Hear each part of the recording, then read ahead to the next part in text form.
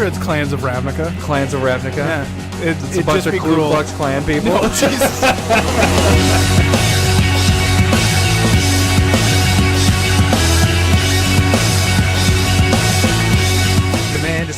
Commander Smiths, recording podcasts without any trouble. No profit too big, no spec too small. Commander Smiths, we're on a roll. We'll steal your soul, Commander Smiths. Jeez. Your soul, Commander Smiths. Your soul, Commander Smiths. Woof! Does that give you a hint at all? I actually was going to guess this. That cemented it. Paw Patrol. Yeah. Was it good? Yeah. Success. You like that? We'll steal your soul. Yeah, like, Jesus. I didn't know where to go with that. I don't agree with that. You can have your soul all you want. I wrote that last part when we were upstairs. We were watching the end of the Vikings-Bears game. I was like, oh, I got to finish this. I was like, I guess I'll just go really dark with it and we'll steal your soul. Shit. Anyways, by the song you can welcome to Commander Smiths. We are the Commander Smiths. I'm Adam your Smith. Your soul. I'm Lowry Smith. I think I said I'm Adam Smith. Yeah, you okay. did. Welcome to episode number 40. 40. Yeah, 40. Wow. It's kind of crazy. I'm just saying wow from now on. After it's like, wow, how are we here? What is happening? No, I was doing it in jest. You're doing it so much enthusiasm. It had nothing to do with Commander Smiths or anything. I just was like, just gonna go completely fucking dark. Yeah. Anyways, so what do we got going on today? We got a couple topics we're gonna talk about. So a couple things today. that you've already forgot. We are cousins, motherfucker. Oh shit! And good then job. We are also and our YouTube. You can find us on YouTube. Yeah, and you can Gmail us on Gmail. You're going the backwards way. reverse. What's the other one? Reverse. Twitter. Yeah. You're just doing the whole thing. Slide to the right. Slide to the left. Take it back now, yo. Which is on Twitter. Twitter, Commander Smiths, and Commander Smiths. We are original. Nobody wanted to be Commander Smiths, so we took it, and we've been rolling with it for 40 episodes. Smiths, the emails, everything, all that fun jazz. Now, what are we doing today, Mr. Cousin? Mr. Smith.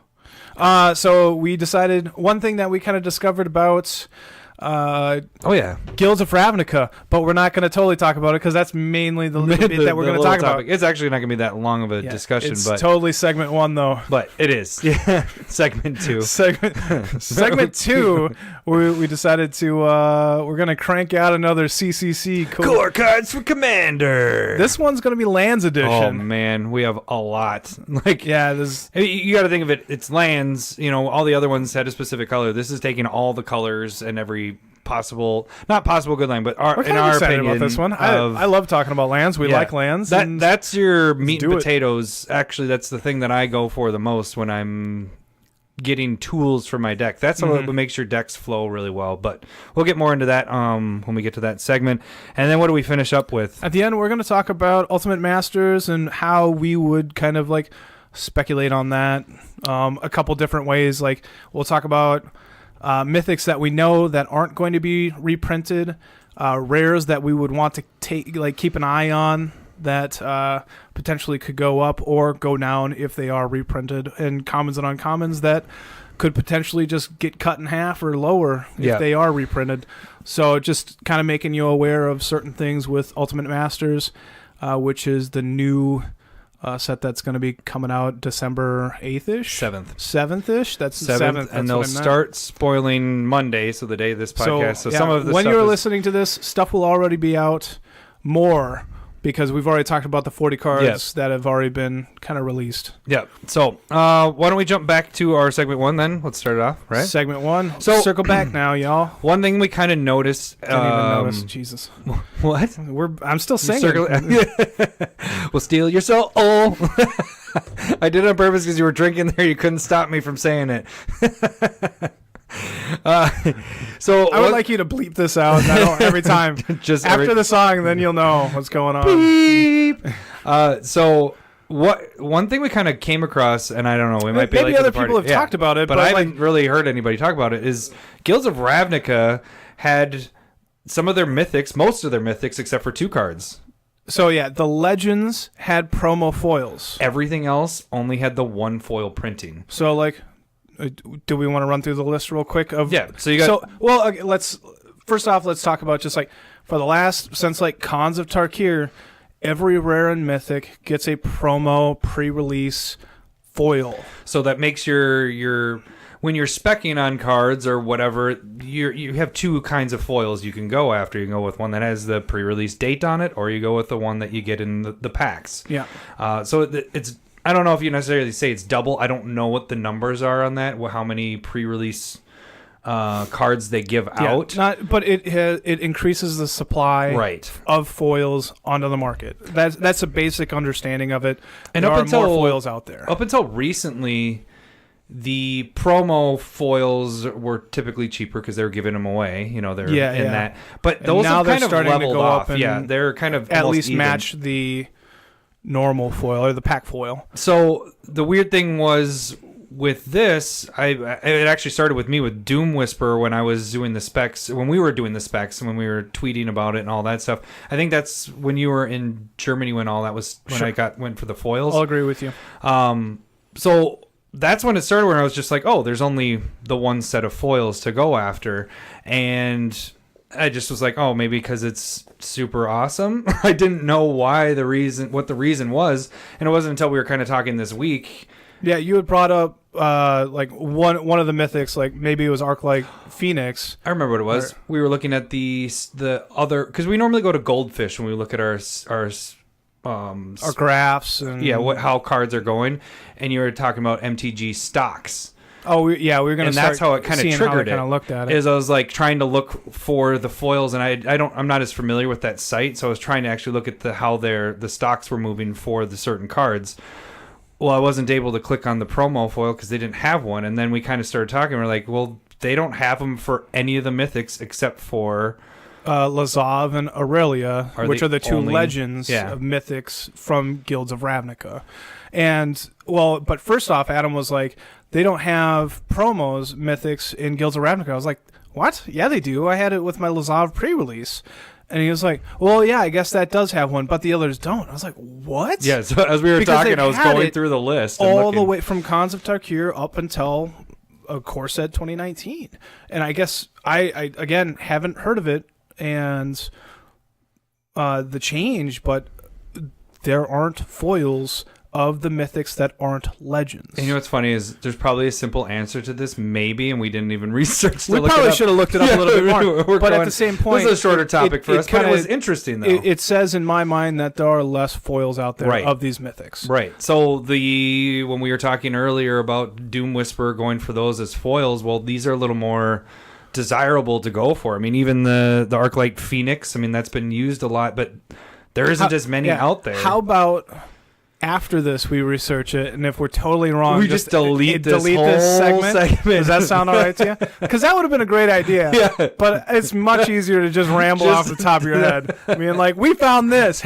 I don't want to know anything else. Okay, so here's the funny thing is we found this out early in the week, and we're like, hey, we should talk about this. Neither one of us went in and questioned, didn't go to Google and why is there only one foil printing for these mythics? Damn it. Why? Yeah, you're going to do it while we move into the next segment, pretty much. But anyways. No. Keep stalling. I'll stall here. But the thing is, it doesn't matter what you find out here. This is a potential spec point because, like Lowry was stating, there isn't as many printed of the foil. So you don't have the promo foil to choose from. You only have the one foil.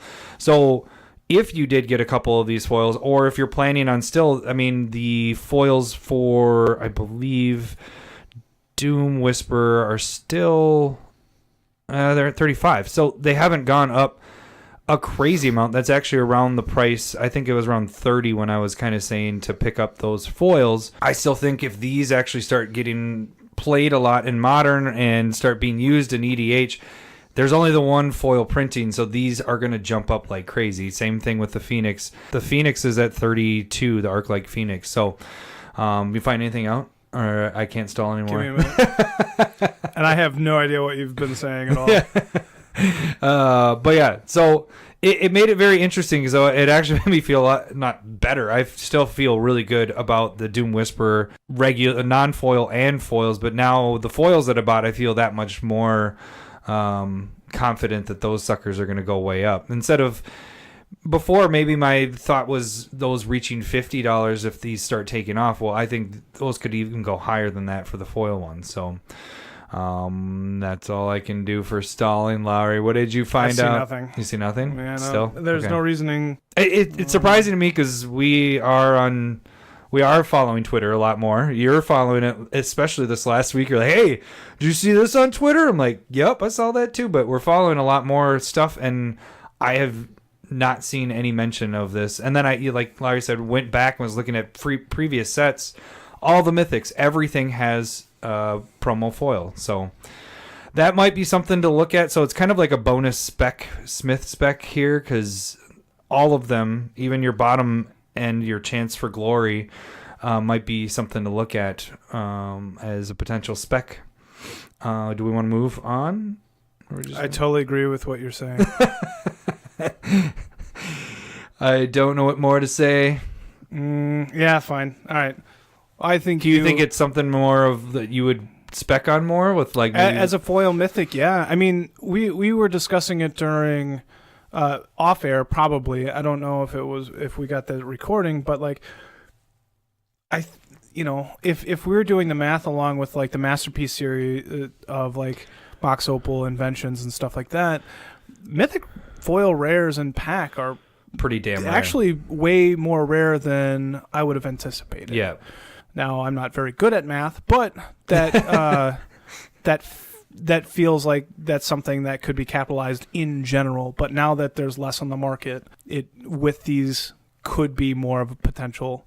Yeah, right there. It's just weird. I don't get why they did it, and maybe this is a new thing that they're only going to do. And why were the legendary just for commander players? So there's more of an inventory. So. Yeah. So it was like purpose. That of would course, be it's my purposely guess. done. But yeah, like, obviously they're like, we forgot. How did we only do the two? Oh well, darn it! I'm not going to correct this mistake. It just seems really strange. Unless they were meaning for the pack foils to be more expensive. It's just adding more value to a box. Well, I was thinking more of the generals. You know, they kind of how they did the pre-release stuff. Yeah. It was more of like is it your whatever the clans and all the guilds, whatever. The clans. It's called Guilds of Ravnica, douchebag. No, I'm pretty sure it's Clans of Ravnica. Clans of Ravnica. Yeah. It's a bunch of Ku Klux Klan people. No, Jesus. What the hell? All right, you said clans. No, you said clans. No, you said clans. You said clans, and then I repeated it. You I was being sarcastic and throwing it in your face for funnies. It's just a bunch of ghosts. Don't talk politics before you record a podcast. We made the mistake of doing that. I was like, this is going to be really bad. I'm going to be like angry talking when we're talking politics. Well, you know what? To calm us down, I think we need a nice, cool beer. Lowry, you're an asshole. And actually, while you're doing that, Lowry bought a pack. So, oh yeah, we forgot about that part. That could be segment 1.5. Talked about when his son just turned 1. I got him a pack, and what did we talk about that? What you pulled? We didn't talk about it. So it's something that we've been doing for a while now with our kids. Ooh, this is a red. It is so as a little birthday gift, as like, hey, your kid survived another year. Here's a pack of Magic cards. So I've been doing. He's gotten many more packs out of me than I have. So it incentivizes us to get more kids. Right, exactly. And then we get more Magic packs cards for free. But what'd you pull in yours? So yours the latest one, I actually opened a foil. Speaking of foil. A foil Steam Vents, which is the red-blue Shockland. It was pretty sweet. What was your rare in that? I don't even remember. Who cares? Yeah, you got that. Who cares? All right, what are we drinking here before I open my pack? So this is one that you have been asking for. It's a raspberry sour, 10-barrel brewing company called Crush, and it's the my wife tried it last night, and she said it was the first beer that she's liked since our honeymoon. Oh, so sweet. Well, cheers. Cheers. Oh, I like it. Yeah, it's pretty tasty. It's a good sour. I dig it. All right, now I'm going to open up the Guilds of Ravnica. So he's opening up the pack that I got him for his son's birthday that we celebrated this Saturday. weekend. He was turned 4, just in case you guys are writing a story about my life. Turn 4 win. Turn 4 win? You just said he turned 4. I gotcha. All right, we're going to skip all the way. I can't see it when I do it that way. It's so dark. Oh, son of a bitch. I said son of a bitch. Bounty of the Might. It's the giant growth. God, for a lot more mana. For nothing, Lowry. No, thanks. You seem pretty unappreciative. The shit over there. I'm going to give your sun magic cards from now on. Maybe a little better luck. All right, let's move into our segment 2. So that's pretty much all we really want to talk about. I mean, yeah. Did we stall long enough? I think so. How long have we gone? I don't know. We're in trouble. So next segment is our core cards for Commander. Not end of our core cards for Commander, but it's our main.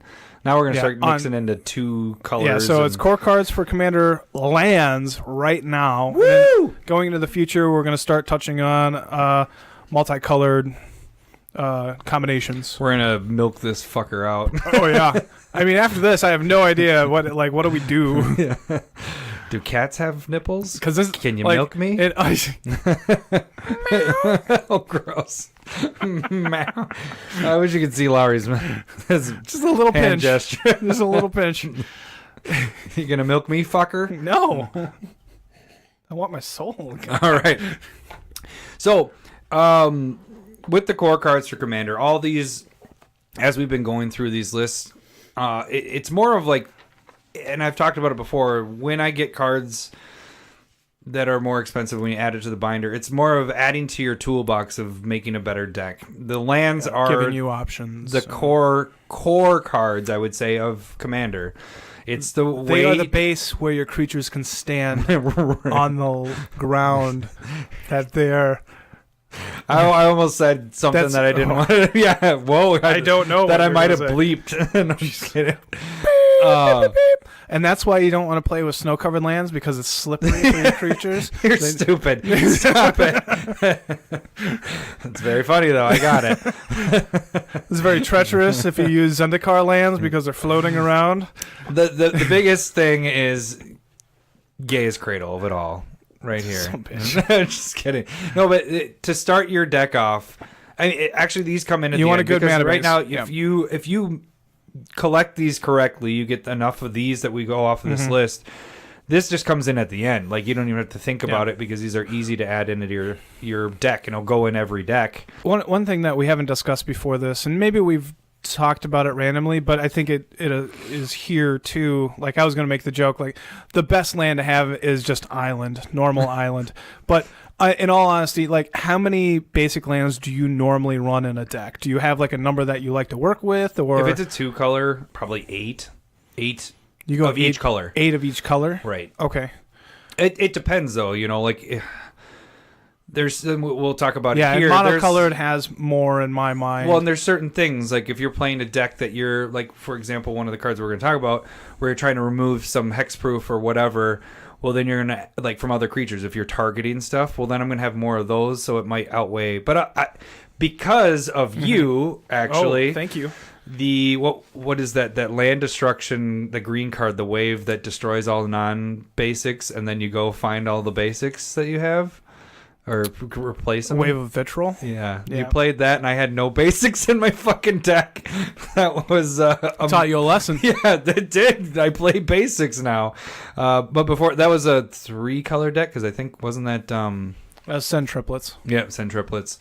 So even in there, I threw in, I guess at the least I will have is 2 of each of the basic. If you're starting to get to 3, 4, or 5 color, you want to at least have a couple of the basics in your deck, because you will run across things like that. Not a lot. Our play group, sure. No one else does that but Lowry. Yeah, I have it in there because I understand how good Gaia's Cradle is. Gaia's Cradle. And...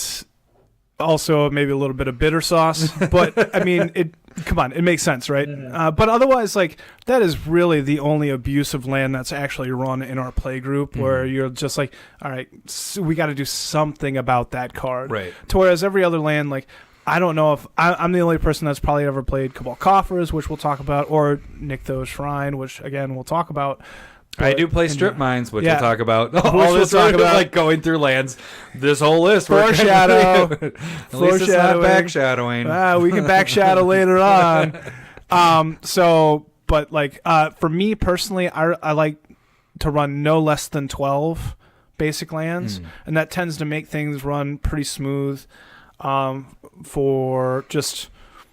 So that should be our core cards for Commander, just basic lands. Just talk about basic lands. I like to run 12 at the very least. It's probably, in my opinion, more important the more colors you have, because if you're going to get hosed, like I've played against Blood Moon in a 4-color deck, and somebody's like, should have played more basics. And I'm like, some bitch, I'm running four colors. Like, what do you want me to do? It's too hard to like balance out and make it efficient, but not get hosed. Yeah, so for me, it just depends on the commander, what I'm playing. I go off of the base, like our top of our list here.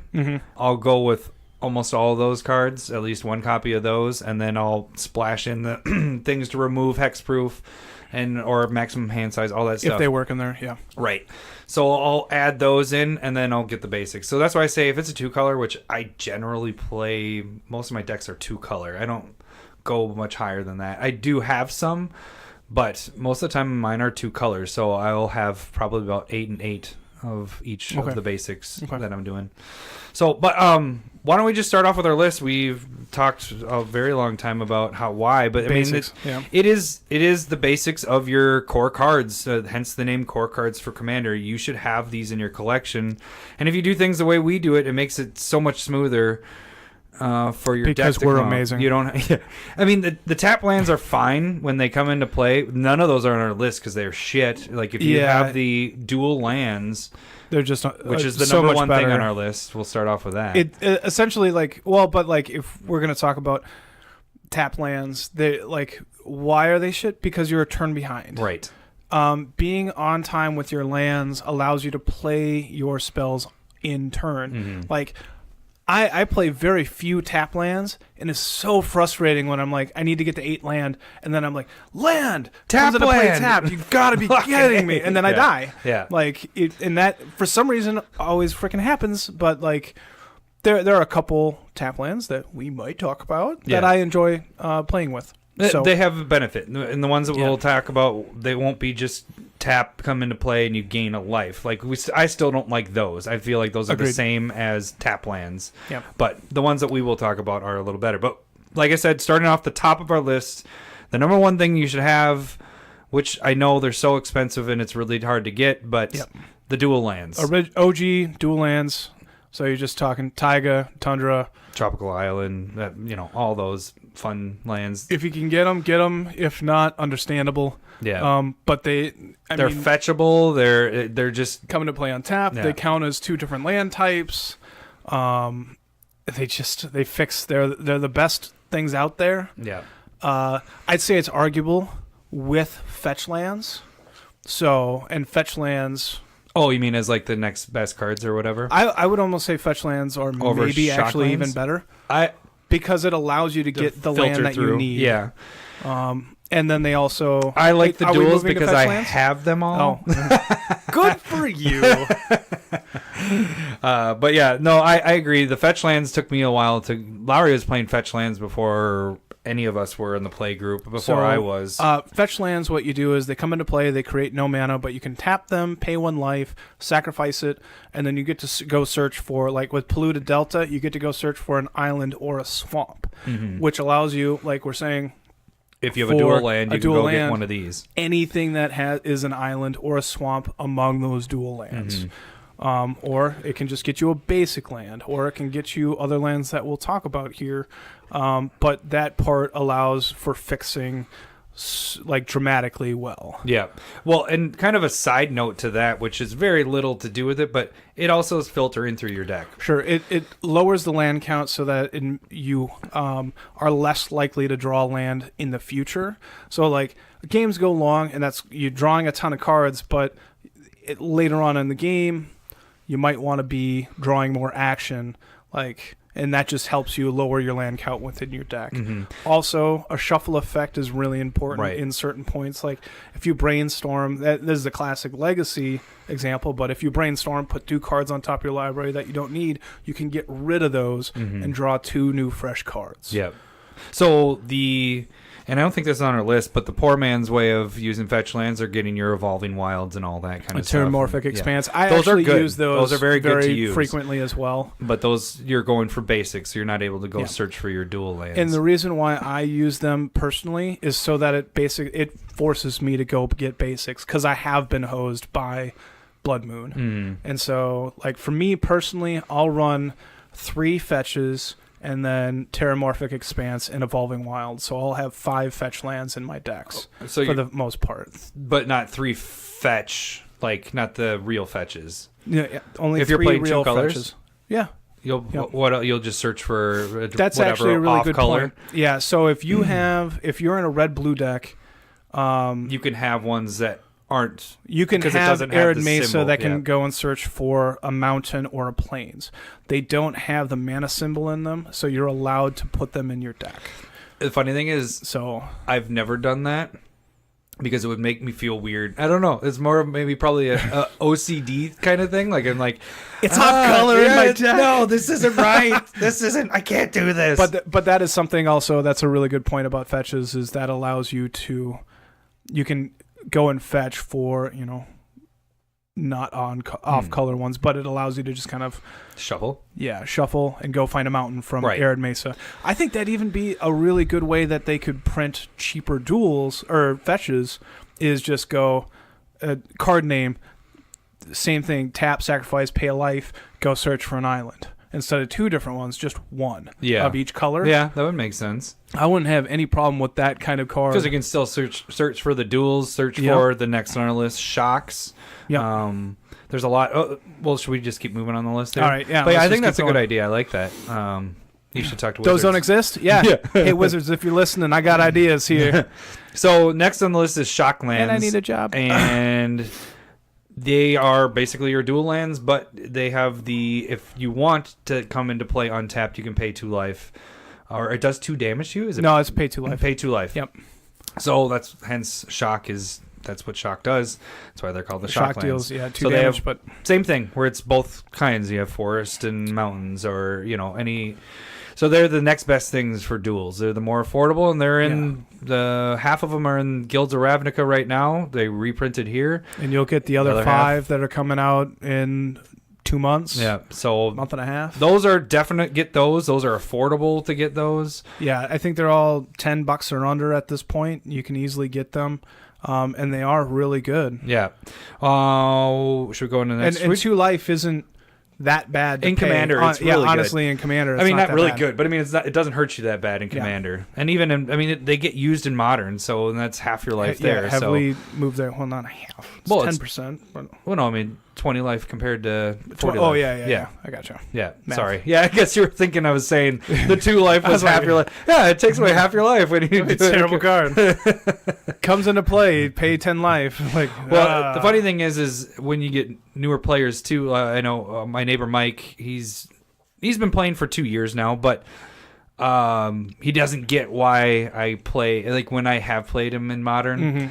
Why I have fetch and why I have shock lands. He's like, you're doing my job for me. I was like, dude, when you need the certain lands and you're playing multicolors, you can have them come into play tapped. I have that option to not take the 2 life. But the thing is, I have that option to have it come in. And I've said it many times on this podcast, but options are pinnacle. If you have options, that's the way to be. So since we have so many, let's kind of move quick through the next. Let's just keep going through all we have like the land bunches is what we're doing here. Yeah, the rest of them are good, but there's some other ones that are the same thing where they have the basic land type in there. But the next on our list is, you want to say that one? Battle Bond lands. Those are the new ones. They're the ones that came out in early summer. They are AKA Commander lands. Yeah, the Commander lands. They come into play untapped. They don't have a land type, or they come into play untapped if you have 2 or more opponents, and that is fantastic. They do not have land types, so you cannot go and fetch them, but they're really good. Yeah, they only have 5. They don't have the full set of them. Yeah, so only 5. They're either $10 or under at this point as well. But they've been on the rise. Those are the ones we've been specking on. The next ones are your cycle dual lands, and those actually have both basic land types in them, but you have the option of tapping 2 to cycle them if you want. But they will come into play tapped. You do not have the option for those to come into play tapped. Those also only have 5. There's only 5 of them, and they're from the Amonkhet set. They're pretty cheap right now too. So they're all under $5, and that's pretty good in Commander. If you get these late game, to have that option to be able to cycle those out and draw a card instead. When you get, when you're 10 turns in and you already have enough land, you don't want to draw more land, and so that's why these can be very good. And for this one, for me personally, I don't put this in 3+ color decks, but if it's in a 2-color deck, I'll use it. So, like, the blue-white one will go in a blue-white deck. Yeah. So, all right, next one. I love these. Yeah, personally, I like them as well. Scry lands, and these are from the Theros block. And so, but they come into play tapped, and when they come into play, you get to scry one. One thing I kind of want to add into there is, this one's later on our list, but I'm going to add it here, is Halimar Depths. Kind of does a similar thing. I would agree. Was using Halimar Depths for a long time before the cycle lands came out, but what it does, it's for blue, so it comes into play tapped, but when it comes in, you get to look at the top 3 cards of your library, and then you can put them back in any order. Reorder them in any way. So you can't put it at the bottom like scrying, but you get to reorder your top 3, and that's such a good advantage. It's Halimar Depths. What do we get? And actually, I just came up. I can't remember the full name of it, but it's Zelfir from Dominaria comes into play. Yeah, I didn't like those. And Scry one, but it's a colorless. It's a colorless, but that one is that is also decent. there. Yeah, that one's decent. I think that's fine in a 2-color deck. Right, but if you're getting more than that, you definitely don't want to use that. And actually, there's a white one. Yep. Again, like as we're sitting there, we should have talked about this more. There's so many freaking options. New Benalia comes into play tap, gives you a white, and scries you one as well. Yeah. So if you're mono white or a 2-color thing. Yeah, that's not actually on our list. We should add that so we can mark that. Then next on our list is manlands, and those are just all the dual lands. Would you say all of the manlands, or would you say I'd say the dual lands. Or is this legacy ones at all? Do you know what you want? So those come into play tap, and they create 1 color of each, and then like the green one creates a 3/3 trampler, blue is a 2/1 flying fairy. There's the 1/5 wall for white. Oh, those guys! Like I was black, thinking more red, of the and white. World Wake ones and everything. Would you? So the ones that are being printed in Ultimate Masters here. So those are the ones I was more thinking of. I like those as well. I guess all manlands, if the dual manlands, giving you another utility for your land is pretty damn good. Mm-hmm. The really high end ones that are used in not modern not Commander formats. Those are really freaking expensive, but you can get the other ones for pretty damn cheap. There's only like 3. Stirring Wildwoods is green white, and it gets you a 2/4 for like 3 mana. That's a really solid card. Yeah. And that one has the reach with it and everything too. So like all those manland, and it's giving you the dual land part. So it's not like we talked about before. It's not playing a tapped dual like multicolored land. You get another utility with that land, so it makes it worth the tap. It gives you that little bit of extra oomph, which actually makes it worth coming into play tapped. And again, it could still burn you. Like I feel like it has in the past, but that utility is generally going to be pretty worth it in a longer game. All right, next on our list is the Battle Lands, which is the from Zendikar lands. And so these come into play untapped if you have 2 or more basic lands of any type. And they also have land types. So they'll be a forest and a mountain. Yeah. And so I actually really like these, and they're all under $3, I believe, at this point. They're all pretty cheap. Well, 3. So Sunken Hollow is the most expensive one. But yeah, and you said they have both the basic land types in there, right? Yeah, so Sunken Hollow is an island and a swamp, and comes into play untapped if you have 2 or more basic lands. And this is probably the main reason why I run at least 12 basics. I almost, if you compare them or like contrast them against shock lands, it's like if I want to go and get a fetchable land that comes into play tapped early game, I just go and get a shock, and then I can fetch this later on because more than likely I'm going to have 2 basics at that point. And so it's kind of like. Or if you're just like, man, I'm end of the game or something, you're able to actually choose between the two. Right. Yep, that's kind of the plan that I do too. Early fetch stuff I go for, well, can I play something this turn with this? If I can, then I go get a regular duel. If I can't, I go get a shock or something else, one of the fetchable lands that tap that I don't. And again, if you can't have like Sunken Hollows come into play untapped and you need to, you can always go and get that shock land and have it come into play to pay 2 life and play whatever card you want. Right. And that's the great thing about having those kinds of options. Yep. Then next on our list is the check lands, and those are kind of the most common of the duels, kind of, but they've been really reprinted good. a bunch. Other than there's a few of them that are past the Battle for Zendikar lands. There's only 5 of those. Right. To whereas these check lands, there's going to be every a full color, 10. every dual color. Yeah. And what those are is when they come into play. If you have a mountain or a forest in play, like if you had what is that one? That one is. I don't know that one. You named one I don't know. Sun Petal. The white Sun Petal Grove for green Sun white. Petal Grove. That one, when it comes in, if you have a plains or a forest in play, it'll come into play untapped. Yep. Those are super awesome because most of the time you're going to have at least some type of basic land name in there. They're also all legal and standard currently, so there's a ton floating out there around. Some of them are pretty expensive currently, but they've been printed so much, more. So you should be able to find them at some point cheap. yeah. Once they rotate out of standard, they'll drop down below 5, all of them. Yep. And then what do we got next? The bounce lands. This is again something that I only play in 2-colored lands, but definitely. Do you want to find one so I can? Isn't that it right there? Oh, there it is. Dimir Aqueduct is so what it does is it comes into play tapped. When it comes into play, you need to return a land you control back to your hand. Now you can tap a land and have that mana float.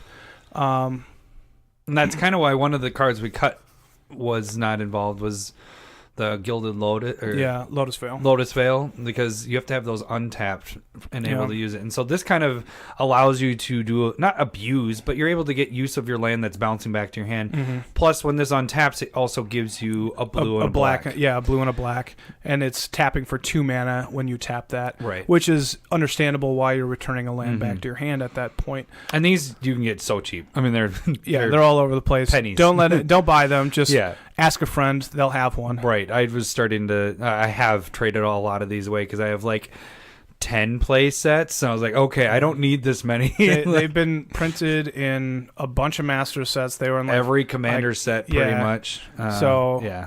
Just go buy a commander product. You'll get some. But they're definitely worth having in your collection if you don't. Maybe try to find. Do they even have foil ones of these? I bet you they do. Iconic Masters and Ravnica. Oh, there you go. Get foil ones. They got a ton. So then our next ones, I called them Binky lands, but Larry corrected me. They're more commonly known as Pain lands. Pain lands, and what they do is they're dual lands, but they're not duals, and they have the basics. But you have your red and blue. How we go with that one?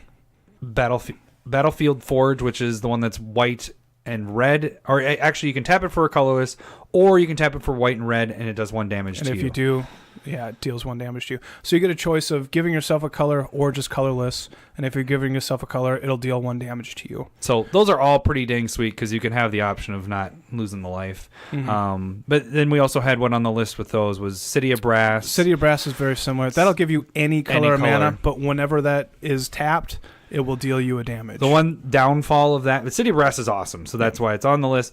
But like when you get cards like Chromatic Lantern, where your lands can tap for any color, when City of Brass taps, you still lose a life. It doesn't matter that you get any color with what that's doing. So that's kind of the one little downfall I always see with City of Brass, but it's still a freaking amazing card. Only play that with 3 or more colors. I typically do. Yeah, I agree. Yeah. I don't put it in a 2-color and obviously not a 1-color. And then another card along with that, it's not necessarily a pain land because you're not dealt a damage. Pay 1 life. You're paying 1 life from Mana Confluence, which you tap it, you get any color that you want, you're paying 1 life for it. Now, ask a judge, but there's a difference between 1 damage and 1 loss of life. Mm-hmm. So just so that you know that there is out there, there is a difference.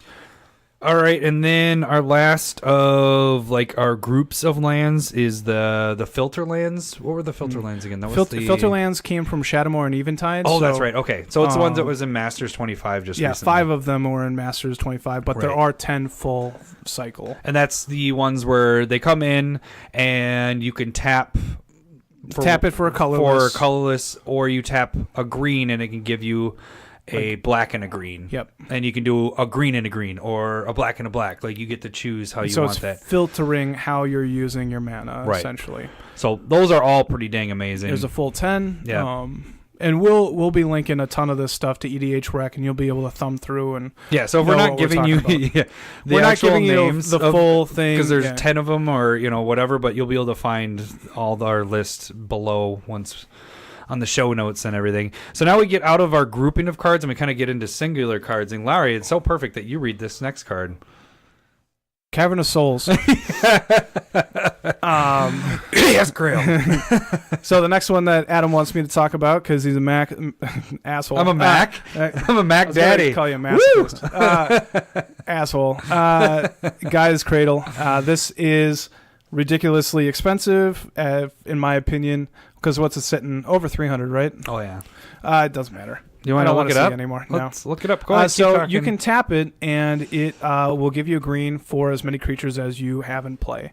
Now, it gives you no mana if you have no creatures, but a similar card is like Growing Rights of Itlamok, which and then it we flips still into... keep saying that's one of the best cards. Very cool. One of the, not best, but one of the good cards to go after, especially for Commander, because it's going up more and more in EDH decks, and it's a better one than Gaia's Cradle that once one it can flips. tap for a green. Right. So if you get a board wipe, you can Gaia's actually Cradle. use it. But yeah, we've talked about it numerous amounts of times. It's one of the best cards to have, especially if you're playing green creature decks, which typically if you're playing green, you have a lot of creatures. Next is what Larry said, Cavern of Souls. Love Cavern of Souls, especially when you're playing tribal, because it works with tribal. You pick a creature type, and then you can tap for any color. And then also those creatures of that type can't be countered, which That's fucking huge. hate counterspell. Have I told you I hate counterspells? Once or twice a week he's playing Arena, and he's like, I hate counterspell decks. It makes me just want to be done with it. Like, there's so many damn counter... But it's weird, because I'll go in groups where 6 people in a row are playing counterspells, and I'm like, I want to play a counterspell deck and know that I'm playing a counterspell deck so I can just counter them and be like, you like that, you bastard? You liked it? They probably do. I don't know what counterspell people think, but essentially it's nice if you're in a tribal deck. The other thing to look at it is if you're in a low creature count deck and you really are dependent upon your commander resolving, you can also just play that and just name anything on your commander. So like if you're playing Ural, you just name Ural the Miststalker is a beast, and it has hexproof, and you put a bunch of auras on it and kill people with it. But if people counterspell it, it can't come into play. So if you play this, say beast, it's going to come into play unmolested. Yeah, unmolested. Nice. Because that's what counterspell players are. Chesters. Freaking Chester molesters. I like that. You heard that here first. We made up that saying. Yeah, we made up that. We're talking to you, Adam number 2. I'm not calling him a Chester. That's right. We know him. It's those other people we don't know. I'd much rather not name call people we know. No, I was just calling him because he does the counter spells. You call him. We haven't even seen that. He has not played a I know he counterspell deck hasn't, against us, but he wants to. Because it's funny. All right, so you're on the next one, I believe. All right. Urborg, Tomb of Yawgmoth. This one's getting a reprint in Ultimate Masters coming up. So what it does is it comes down and it turns all lands into swamps. In play, out of play, in your deck, everywhere. In your graveyard, in your library. So your fetch lands that go search for stuff when they're all swamps. If you want to go search for a Gaia's Cradle, it's a swamp. With the Marsh Flats, you get to go and find a Gaia's Cradle. And put it into play. So it's pretty Other awesome. people get to do that as well. It allows you to get through with Swamp Walk, with like filth in your graveyard. Oh, you know about that. Yeah. But it wasn't because of that. You just had swamp. This is something that works with Cabal Coffers, which is so Cabal Coffers, you tap 2, tap it, and then you get the amount of swamps that you have into your mana pool. So let's say you have 5 mana, Cabal, Coffers, and Urborg. You tap it, you get 5 plus your 3 left over that aren't tapped. So it's huge ramp. Also ramps you if you have like Nirkana Revenant, because everything's a swamp, so it's double. Yeah, so it's a very good utility card. Yeah. Then next on the list is Vesuva, and that is basically comes into play, and you can choose any land that's in play, and it comes a copy of that. It also comes into play tapped, but you get to choose any land that's on the battlefield, so it doesn't have to be yours. You can choose somebody else's, which is really nice. Very good card. All right, keep moving. We actually got a long list, and I was looking at our time, and I'm like, and we still have another segment. At this point. Okay, so we're going to talk about destroying land cards right here. Just, safety valves. You have Strip Mine that destroys any land, Wasteland that destroys any non-basic land, Dustbowl, you can sacrifice your own lands and destroy other lands. There are a bunch of other ones that are a lot cheaper, but these are just like pretty much the best. Yep. And then our next little topic here is the basically making your creatures go at flash or play cards at flash. So you have Winding Canyon and Alchemist Refuge, which that one is more of you have to tap a blue and a green in order to be able to cast your creature spells at instant speed. Mm-hmm. Whereas Winding Canyon's better because it's two colorless, and then you can do the same thing. So, but those are both really good to have in your Actually, I think the difference as well, Alchemist Refuge you can play all of your spells at instant speed. So it's not just creatures. And Winding Canyons is just creatures. Right. Then there's Reflecting Pool, which is a land that you can tap for any color of mana you can already produce. So if you have like Command Tower out, there you have a second Command Tower. Exactly. And then you got Forbidden Orchard. You can tap it for any color, but then a player gets a 1/1 flying. Just a 1/1. 1/1 creature? Okay. Just a 1/1 colorless. You play with spirit. this one more than I have. You had you had a deck that was kind of cool with it, where you were wanting to give people creatures and all that fun jazz. And then it just killed me. Yeah. It sucked. Thawing Glaciers isn't one. This is Adam's card, in my opinion. I don't play with it very much. I don't actually either. I just thought it was an interesting being able to filter. It's reserve list Alliance land. It's kind of like a really slow fetch land. Yeah. But you can keep doing it. So you can keep searching for. Like if you're able to play more lands in a turn, that can be really good for you. The problem with it is it goes back to your hand, right? Isn't that the part of it? Yeah. And it comes into play tapped. Yeah. So that's the little downfall of it. But if you're playing it and you don't, I don't know.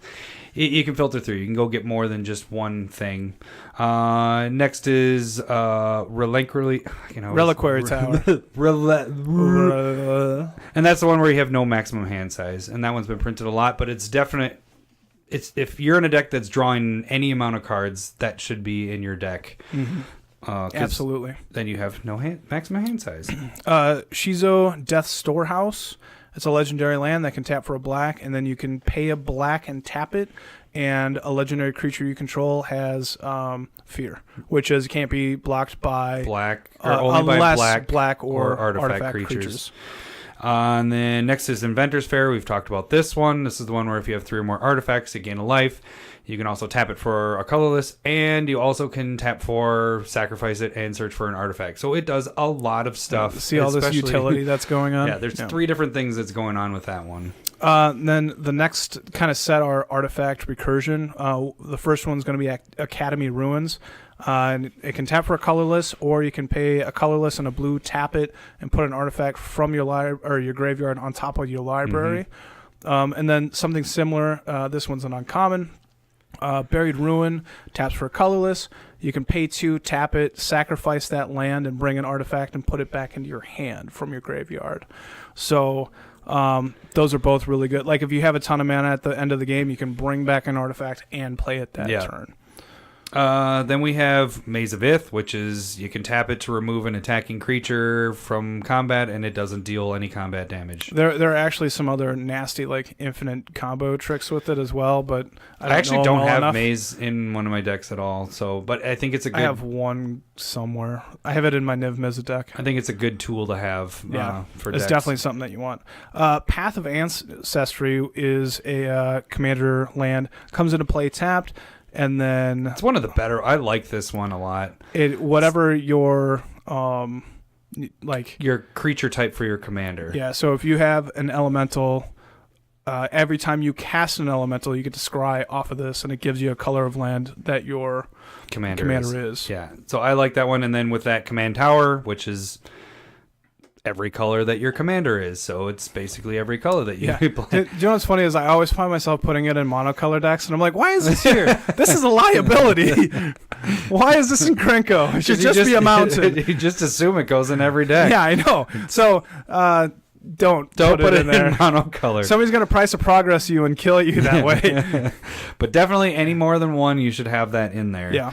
It's probably the most played dual card, more than I would say with all this. It's the soul ring of lands. Why don't you do the next two, because those are ones that we've spec'd on and also do the same thing. Similar things. Yeah. Geier Reach Sanitarium, which is it can tap for a colorless, or you tap 2, tap it, and everybody draws a card and discards a card. I play with this card a lot more than the next one, which is Mikokoro, Center of the Sea, which is the same thing. Everybody draws a card, but they don't discard. It's just drawing everybody. Yeah. And again, these cards, I like playing Geier Reach Sanitarium because I play a little bit more with my graveyard. And then, but they both go in like Nekasar decks. Yeah. Because it forces everybody Makes to everybody draw.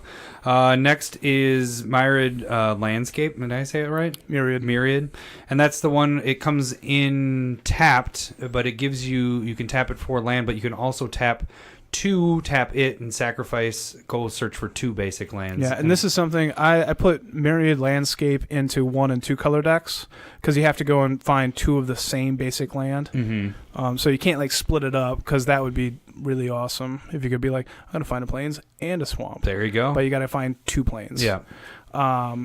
Another card that's kind of similar to it, I really like this one, is Ash Barrens, which is, it's the cycle land. It's, you pay 1 colorless, you discard this land, and you get to search for any basic land and put it back and put it into your hand. Mm-hmm. And so it's kind of like, that's one that you said that you've been playing. You play. And I have it in don't play every deck. Yeah, I don't play that one. Then what's our next one? This one's more of a tribal one. Unclaimed Territory. So this comes into play. You name a creature type, and it gives you any color of mana for that creature type. So you get to decide what that is. Kind of like similar to Cavern of Souls. Right. And then we got Command Beacon, which is the one where it's 1 colorless, right? You get 1 colorless from it. Mm-hmm. And then you can... Oh, this is the part I don't remember. Let me see if I can do it. Wait, let me... Oh, you pay 2, and you can put your commander from your command zone into your hand. Pay 2 and sacrifice it. Yes. So that's pretty sweet, especially if your commander's died a whole bunch, just to put it back in your hand. Or it's already big. Yeah. Like if I've thought about like maybe you're in a reanimate deck and you put it in your hand, do that, or that's the only way you can play Phage the Untouchable. Oh yeah, because if you cast it from anywhere other than your hand, you lose the game. Yeah, or if it comes into play from anywhere other than your hand, and so I think you got. Why would you play with that? Like that would. It's the way to do it. Yeah, but it's how you can play that can make it go to your hand. Yeah. Treasure counting on one, crop rotation. There's a lot of stuff you're having to look for to get that. Play your Urborg, and then go fetch to go get it. There you go. Now I got it. Next one we want to talk about. I really enjoy this one. Arcane Lighthouse. This taps for a colorless, and you can pay 1, tap it, and then all of your opponent's creatures lose hexproof and shroud. So if you're sick of those lightning greaves and swiftfoot boots, you put this in your deck. It's a definite one if you're going to use, if your deck targets at all, especially if it's your commander that you're wanting to target stuff, you want this in your deck. And then actually, Lowry brought up another one that was Detection Tower. So that's the one that it removes hexproof, but also removes it from players and everything. Yep. So there's that little bit of a difference. Detection Tower removes from player and creature hexproof only. Arcane Lighthouse does hexproof and shroud from creatures only. But again, I put them in. If I'm putting one, I'm putting the other in that deck. And see, I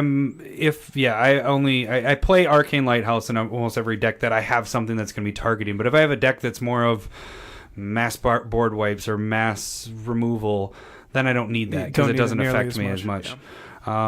Next one, this is an awesome card to have if you have black and removing frickin' graveyards. Bajuka Bog.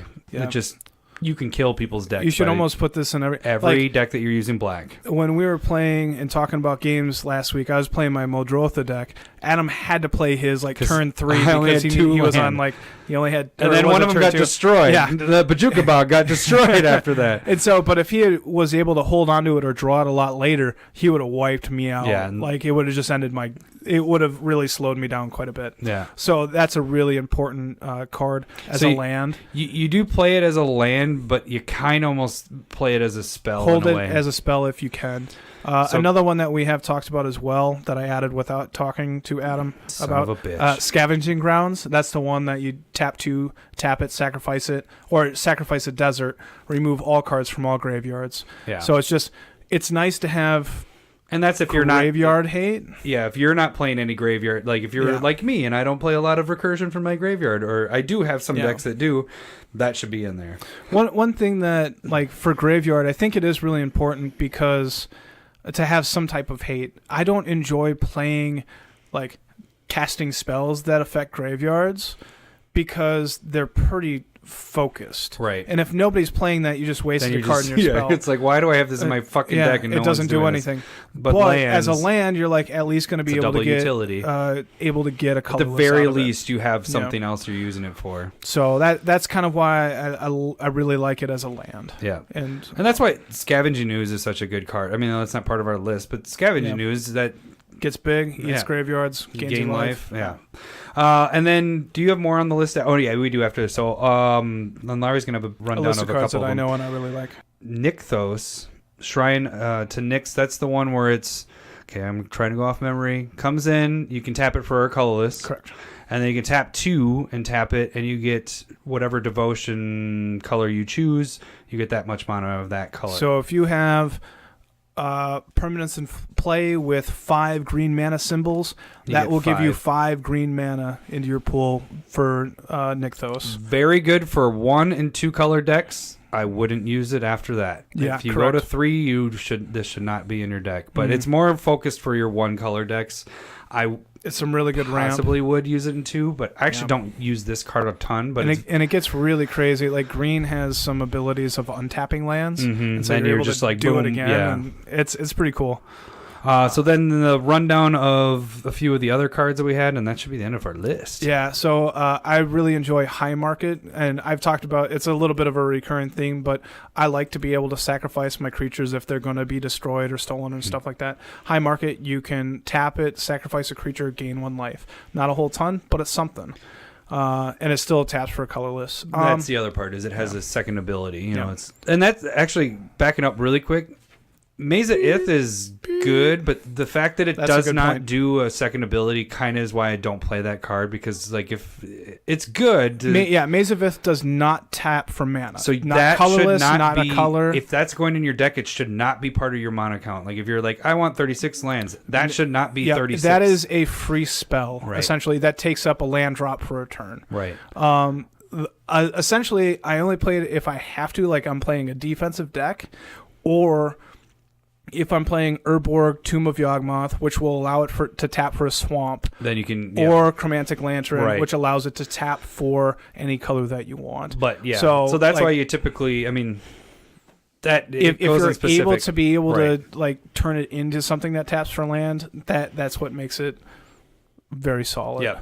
All right, going to the rest of your. Sorry, I just thought of that. I was like, no, that's a really good point, because we've been saying colorless for everything, but we missed that. So another one, a lot of the Homeward Path, which is a commander set card that was printed. It comes in, you can tap it for a colorless, or you can tap 1, tap it, and everybody's creatures go back to their owner's hands or owner's play. Yeah. And so if you have that person that really likes to steal all your creatures, you have a land that gets it back for you. We don't have a lot of people that do that, but typically everybody's play group's different, and we've been fortunate. And I know a lot of people hate that, so just having a land in there to kind of counteract that is not a bad thing to do if you have a couple decks that you play against that are like that. Or you just play with Tristani. That's also true, but you got to be green white. If you just make a hate deck for it, green white hate, and no one steals creatures. Well, this deck sucks. It's still an anthem. And then the rest of them are more of like utility spells from the original Innistrad block. So like Moorland Haunt taps for colorless, or you can pay a blue or white, tap it, exile a creature in your graveyard, and then you get a 1/1 flying spirit token. And then you got the other one that's what you tap for 2 colorless, white and black, and it gives your creatures death touch and lifelink. Yep, Vault of the Archangel. It also taps for 1, right? It taps for a colorless. That's what I was saying. Yeah, all of these will. The rest of these will tap for a colorless, so I'm going to skip that. There's Gavany Township, which is in that's green the other one white. I could go off my head. Which would that puts a 1/1 counter on all your creatures. That can just slowly take over a game.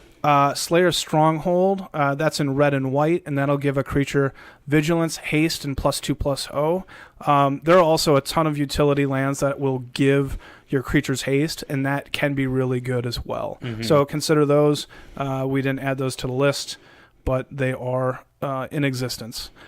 Kessig-Wolf Run, which is in green and red. That's the one that gives X+0? X+0 and Trample. And that's as much mana as you want to pump into it. So that's pretty sweet.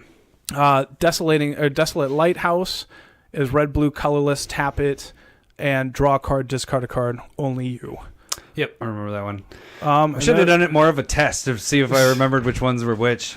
But yeah, so that's pretty much the list of our core cards for Commander land. That was freaking almost an hour long just in the land. But land aren't going to be that much, you're dealing with all the colors. That's kind of why we wanted to wait, so that we had a format that we liked. And because I feel like we've gotten better with core cards and like how we do it a little bit. So it wasn't super ugly on this one. Kind of. All over the place.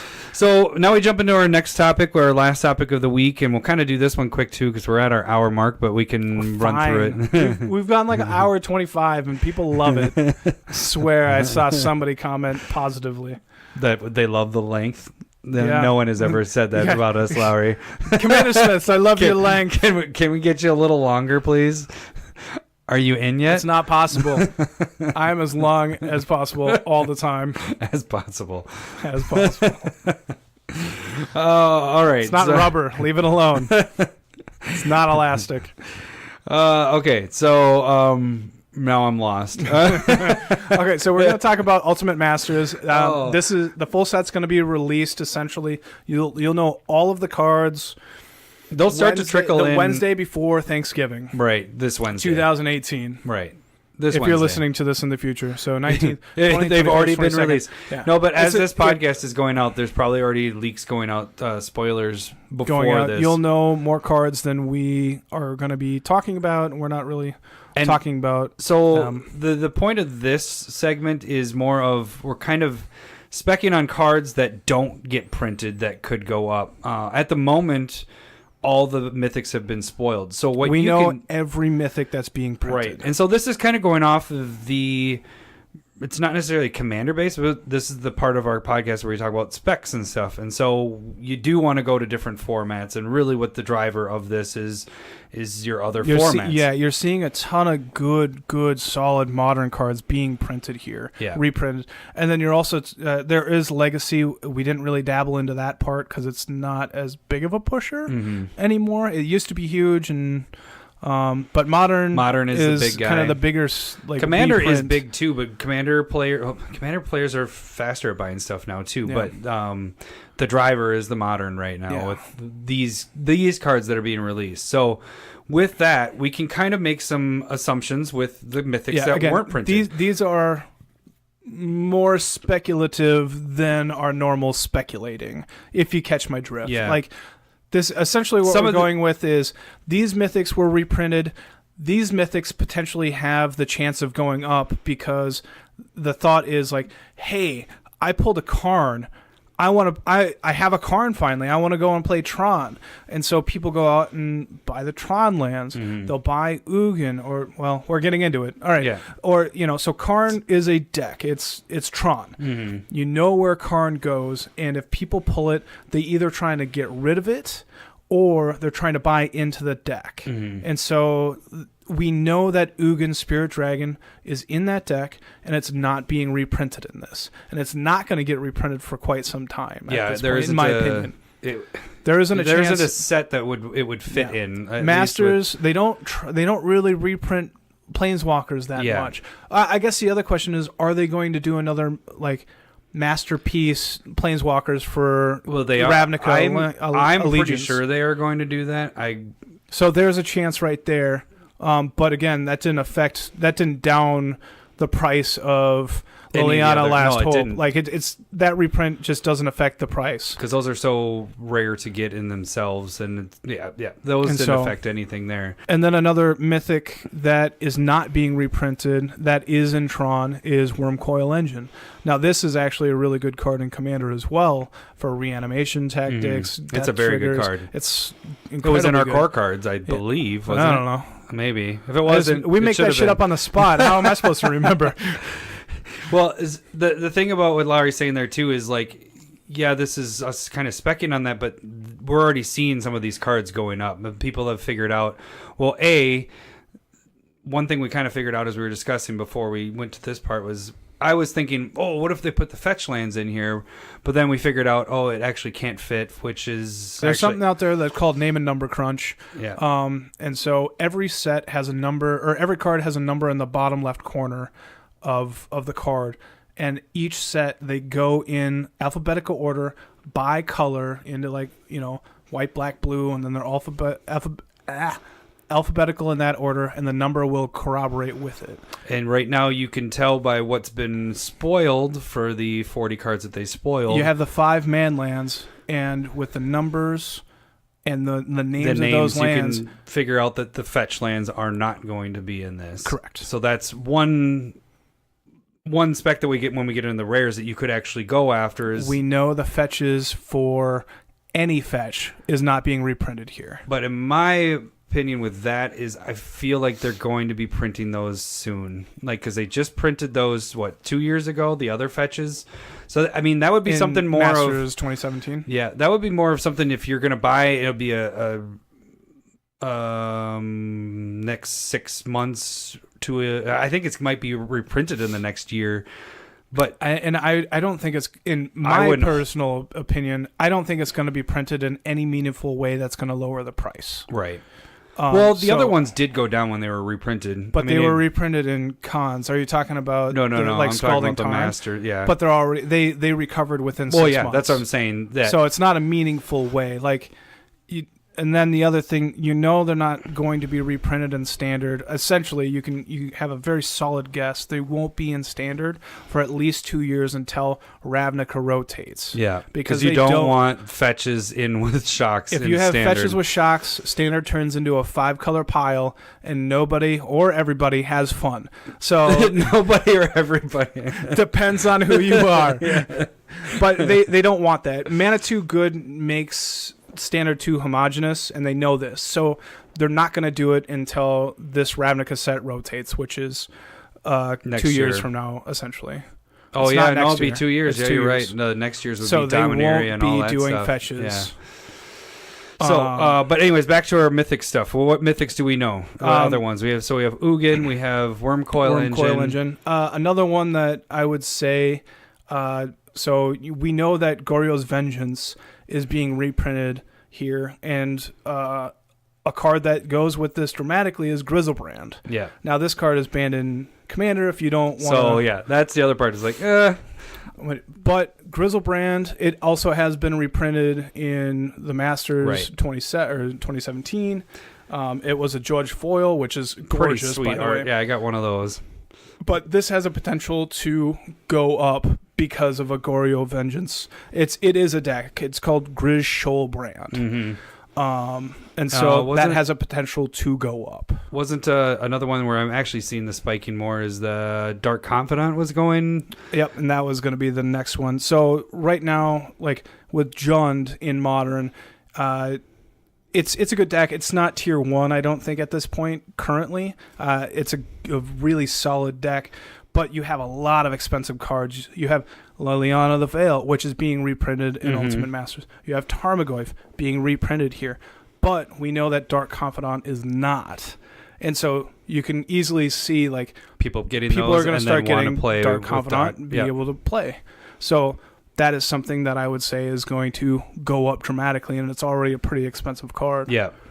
And then you had a couple others, right? Wasn't there? So, like, we know that it seems pretty much like affinity or artifact creature-based decks aren't going to be supported in this at all. Mm-hmm. Two mythics that we know are not going to be reprinted are Arcbound Ravager, which is a $40 card. And that was from the Modern Masters. Was it 20 or the 2015? original one? Yeah, the original. And it's really good. Not 15. It's the best card in Affinity. Yeah, it's a freaking sweet card. And then the other one that is not being reprinted, it's a $100 card, is Mox Opal. We know that's not going to be reprinted. That one's already seen a price increase right now.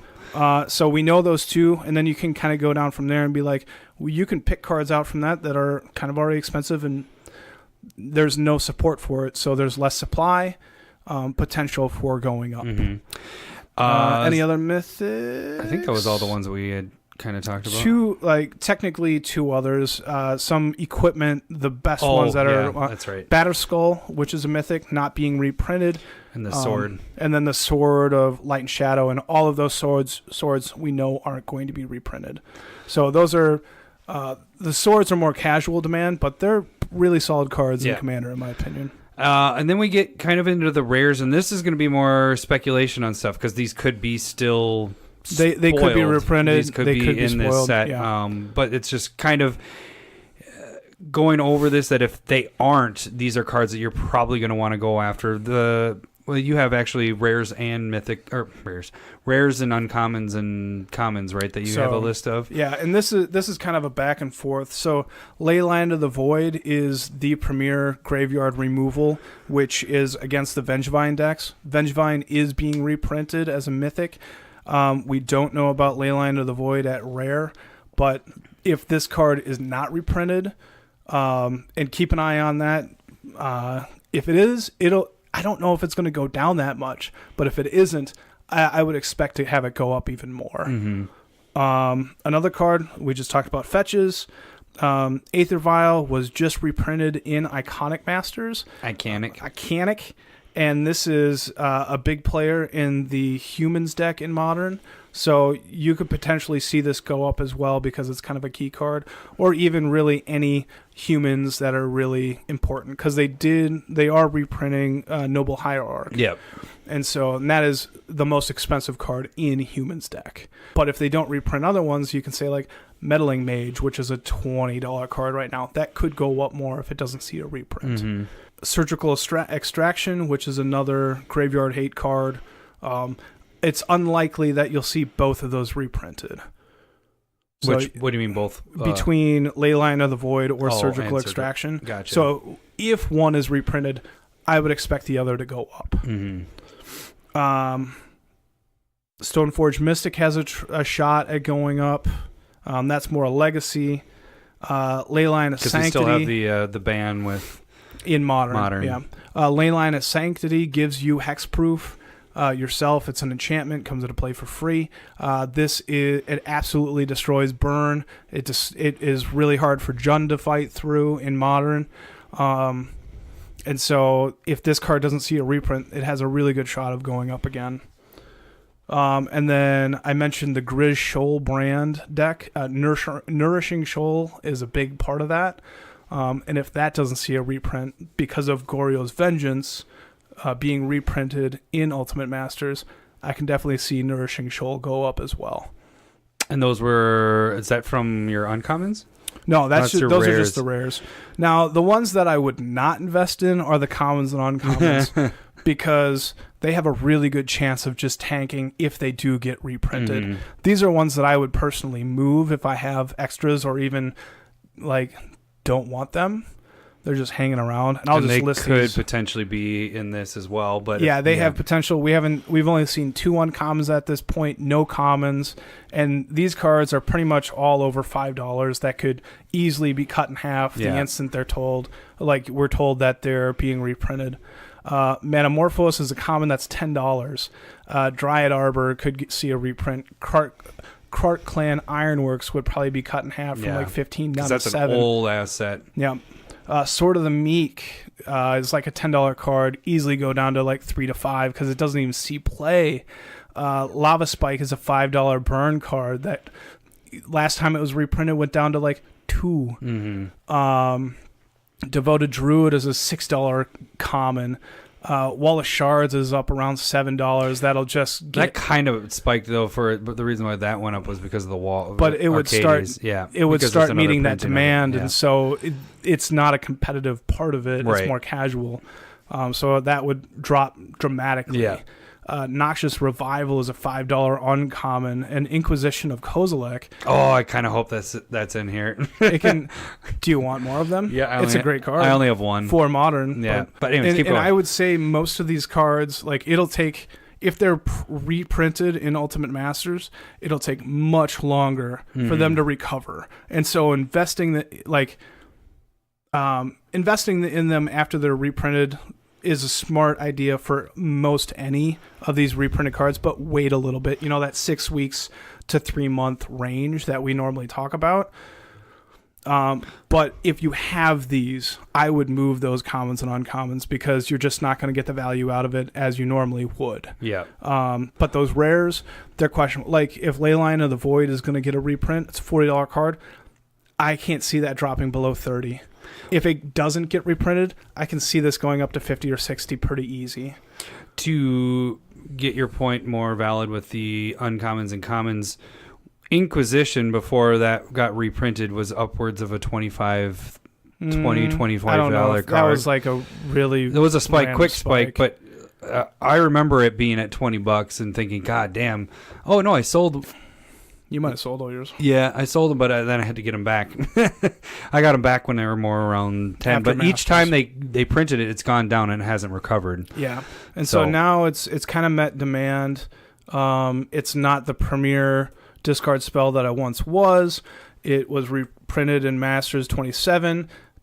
It was also reprinted in Conspiracy. It was reprinted in Modern Event Deck and the original printing of Rise of Eldrazi. So it has some. So there's definitely some easy... It could easily be reprinted again because Wizards likes doing that. Yeah. They don't like, hey, people like this card. We'll reprint it again. We're just going to reprint the shit out of this into the ground. So I can easily see this card being reprinted. And if it does... I can see it going down to $2 or $3 easy. So I'd be very wary. I started trying to move my Clark Clan Ironworks, my extra ones. Yeah. Because before I was like, oh, this could go up. Now I'm like, oh shit. If they print it, like it's a really good modern. It's in a really good modern deck, KCI, but it's hard to pilot.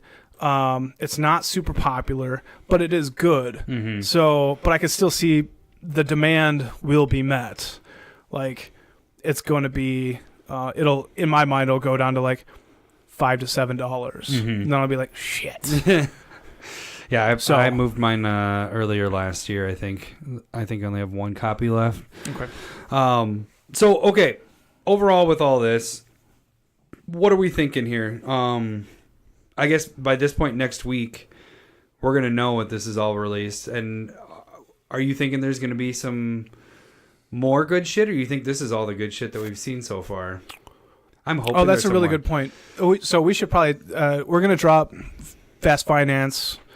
Oh yeah. Let's talk about that a little bit. They had a really good rundown, probably 45 minutes of the knowledge that they have about Ultimate Masters. Yeah, so MTG Fast Finance, those guys do a good job. I listen to theirs every week. It's kind of funny because we'll do. I try not to. We don't use their specs, but it's funny. And I don't listen to them. I listen to them because Adam's like, you really should be listening to this one. But a lot of times our specs are very similar. Like we'll say something, and then like 2 weeks later they have it. It's not that they're listening to us at all, but it's like they have the same mind frame of where we're at with specs. The thing is that they use math and actualities. Yeah. Well, theirs is all on finance and speccing on cards, and ours is kind of always the end of our podcast. We more want to talk about Commander stuff, but not this latest one that just came out this weekend. It would be 2 weeks ago. It was like 143. Episode 143 at the end of the podcast, the last, like Lowry said, 45 minutes, they discuss Ultimate Masters, and they do a really good breakdown of everything. They're like, hey, this is It's going to be a limited print run, not nearly as much as Masters 25 or Iconic Masters. And then they talk about how good a quality of cards are being reprinted in this, and that we've never seen that. And like, so as a speculation standpoint, buying into this is a good idea. Now, there's different reasons why you buy cards. Yeah. So it's not for everybody. Wizards said that, and it's kind of a bummer in my opinion, but it's also it very well, if you're willing to spend that money, it's going to be a good value buy.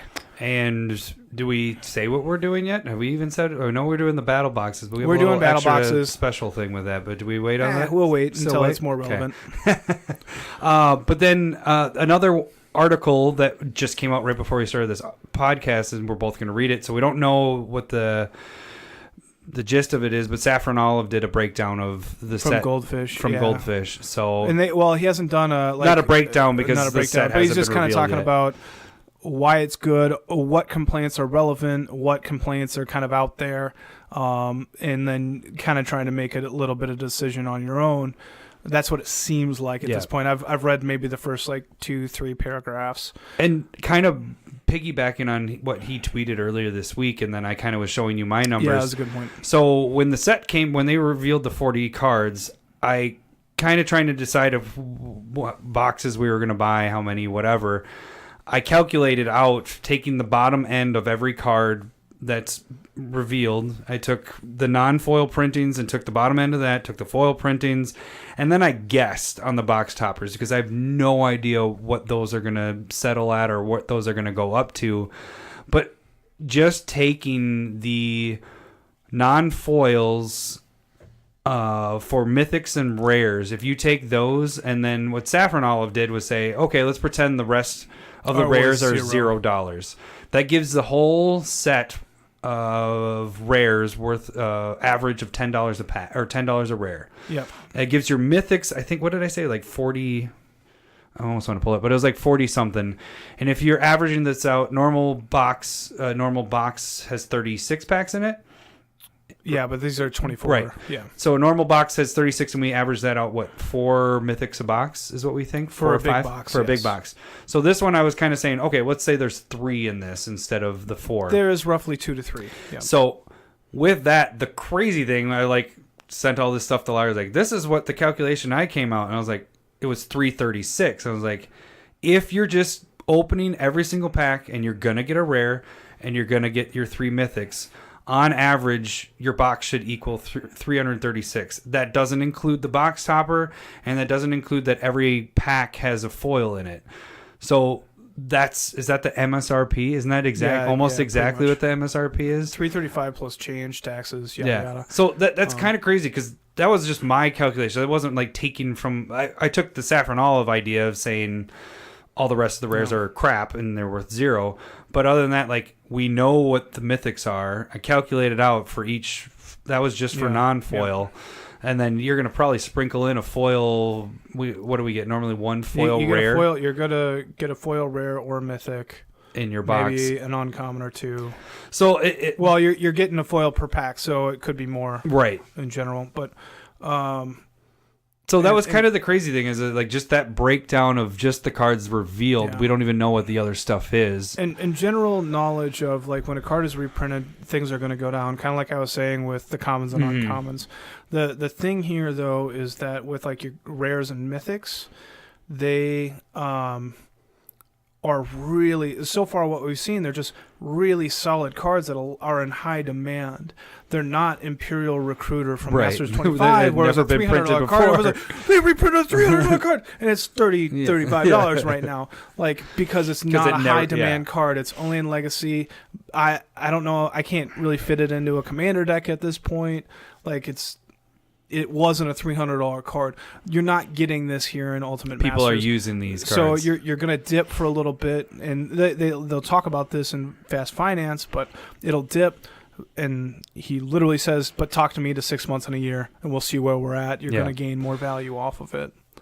I fully agree with a ton of what those guys talk about on Fast Finance. So I'll make sure to link that episode if I can. I'll do my best. I don't know if how we to link can't, podcasts. you just go to like MTG Fast Finance. Yeah, you can find that on... I'll try and make some type of notes, and I'll definitely link the Goldfish article so that you have a reference for that point. I can do that. I don't know how to really link podcasts at this point. we could do the YouTube if they have it on YouTube. I don't remember if they have it on YouTube. We can link the YouTube. But anyways, just that last thing with that. What that calculation, like I said, was that doesn't include your freaking box topper. Like, I have no idea where these prices are going to settle. Like I said, I sold mine for $175, and that was low at the time for what they were selling for. Right, and now I think it's selling for around $50 to $75. I think that's where they're at. That's the last thing I saw. I don't know what they're selling at. But that's what they're listed at this point. So I don't know where the box toppers are going to go. So. It'll be really interesting. I mean, I was looking at Tarmogoyf and I was like, man, I should buy these. Tarmogoyf was dipping. Ultimate Masters version was going for 55 for a bit. Now it's up to 90. So it adjusted up to where all the other Tarmogoyfs are sitting at. Oh, the Tarmogoyf was at 55? Yeah. Oh shit. Yeah. And now it's up to, like somewhere in between 80 and 90. And after release, and that was just a non-foil, non-box topper. Normal, yeah. Yeah, so, and I don't know where do you think the box topper and again, will sit? A lot of these I'll be looking to buy Tarmogoyfs before February. Mm-hmm. That's going to be my range. I'm going to scrimp and save and stuff like that. Like, they're expensive, but they're it's an amazing creature for Modern. So you're going to try to get your playset then? Yeah. I don't have one. It's like one of the few cards where I just don't have one because it just doesn't really fit into like Commander very well. Fit. I just pulled mine in a pack. That's how I got mine. Mm-hmm. So, okay. So we are very long. Yes. Look at that. We're almost at an hour 30. We had important stuff to talk about. Yeah, you're like, I guess we are. What happens if we cut out that first segment though? Yeah, then we're gonna drop it by like 10, 15. What first segment? Yeah. What are you talking about, Lowry? Idea. There was not a first segment. We only had 2 today. We are long-winded talkers. Sure, golly. Well, we should have a lot to talk about next week with the rest of Ultimate Masters coming out and after Thanksgiving and all that fun stuff. But yeah, I don't know. If you have any questions, go check out the show notes underneath. I'll try and do my best on linking stuff. And like Lowry said, with once things get revealed off of the list of the cards that are used in Modern and everything, if they didn't get reprinted, really think about that. Picking those up if you want to spec on those. I mean, they're a little more on the high end, but those are already starting to see an increase where people are speculating that they're not being reprinted. I mean, one thing that we should probably do on Twitter, let's try and send out a link when it's fully spoiled. Why did you point at me to do that? Because I don't look at Twitter. Yeah, you do, you son of a bitch. You've been. I don't know. I don't post anything on Twitter. There you go. Post the stuff. Post. I look. You look. But I don't post. I don't touch. You're taking baby steps because you're like. Did you see what so and so tweeted? I was like, yeah, Lowry. It's pretty sweet, huh? I saw this a while ago. All right, well, that should do it for us for this week. We will catch you guys next week and have a good Thanksgiving. So we'll see you guys later. Yeah, check us out on YouTube. Oh, shit. Twitter. And you can email us on commandersmiths@gmail.com. This is a Lowry episode of you doing all the plugs. And where else? Did you get I said them all. All right. Good night, everybody. All right. See ya. Bye. I completely forgot. Like, it was nowhere in my radar. So excited. I was just like, we're done. It's an hour and a half in. Finally. Stop making more noise, Lowry.